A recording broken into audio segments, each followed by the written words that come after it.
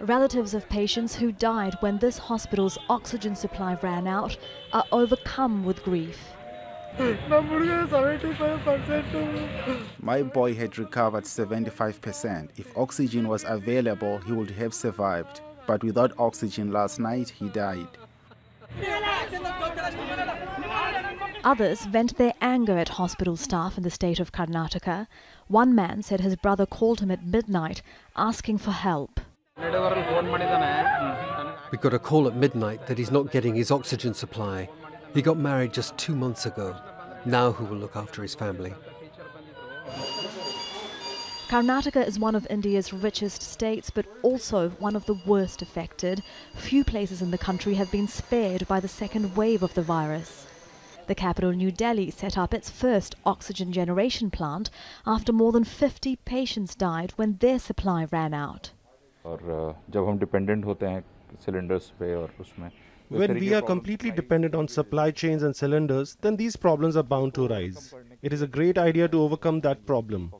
We have created an oxygen generation plant here. In simple words, it is a kind of oxygen concentrator, only with greater capacity. Oxygen concentrators continue to arrive along with other international aid. Trains are being used to transport cryogenic tankers with liquid oxygen to those states hardest hit by the virus. The government has expanded the vaccination program to include everyone above the age of 18, but there are shortages of doses too. People have been waiting in a line outside this centre for hours. The vaccines arrived late and the process is taking much longer than expected.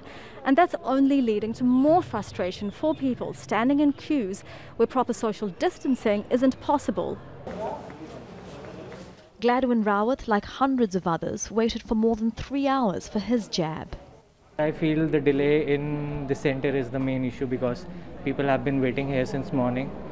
They were told that the slot will open up at 10 o'clock, but they have been here like 8 o'clock, 9 o'clock. And now we are getting, our turn to finally get in. In some sites, vaccinations were delayed because of a lack of healthcare workers to administer them. To ease the pressure on the healthcare system, India's Supreme Court has asked the government to consider imposing a nationwide lockdown, but not before making arrangements for India's hundreds of millions of daily wage earners who must work every day to survive. Elizabeth Puranam, Al Jazeera, New Delhi.